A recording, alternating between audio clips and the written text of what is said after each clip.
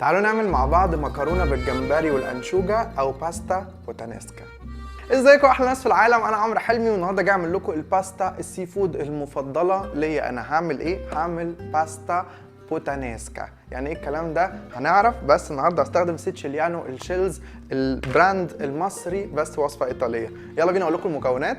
باستا سيتشيليانو الشيلز او الصدف، طماطم كرزيه او شيري توميتوز، جمبري متنضف ومتثبت ديل ومتبل ملح وفلفل، زيت زيتون، فلفل حراق مفروم، بقدونس مفروم، زبده، كابري، زيتون اخضر متقطع شرايح، زيتون اسود متقطع شرايح، انشوجه بالزيت بتاعها، ملح، فلفل، ثوم مفروم. يلا بينا نبتدي. اول حاجه هنعمل ايه؟ هنسلق الباستا الشيلز بتاعه سيتشيليانو عشان نعمل الصوص بتاع البوتانيسكا. هو مفيش صوص قوي، هو الحاجات اللي هتنزل من الميه بتاعت الحاجات دي وميه الطماطم، هي ده الصوص بتاع البوتانيسكا. بسيط وسهل ومفيهوش اي تكنيك. هنعمل ايه؟ نحط زيت زيتون، زبده، الانشوجه بشويه من الزيت بتاعها، شويه فلفل حراق، ثوم مفروم. هنقلب كل ده.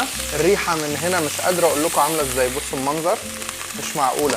والنار عاليه كده. هنزل الجمبري، هطلع الجمبري بسرعه، ما بياخدش سوا دقيقه على النار. نزلت الطماطم الشيري بقى كده عشان ايه؟ تعمل لنا الصوص اللي احنا عايزينه. الطماطم هتنزل الميه بتاعتها وتاخد العرق بتاع الحله. بصوا هنا الصوص، شايفين الطماطم عملت لنا صوص يجنن مع الحاجات اللي كانت باقيه في الحله. هننزل عليهم دلوقتي الزيتون، هننزل الزيتون الاسود كمان، الكابري، هنقلب. واخر حاجه هننزل الباستا بالميه بتاعتها، باستا سيتشيليانو. بصوا، لان الميه دي كمان فيها نشا، والنشا دي تعمل لنا اداه ربط، هتقل لنا الصوص اكتر. اخر حاجه هنعملها هنرجع الجمبري، وبعدين البقدونس المفروم، رشه زيت زيتون للتتبيل.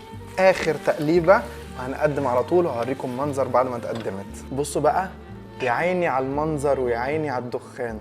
الباستا دي ضرب نار. بصوا بقى، ده منظر الباستا الا بوتانيسكا او المكرونه بالانشوجه والجمبري. تعالوا ندوق. دوق الباستا. دي جمبري بيرفكتو. جربوا الوصفه دي وعملوا لي منشن انا وسيتشيليانو عشان نشيرها لكم، وعشان انا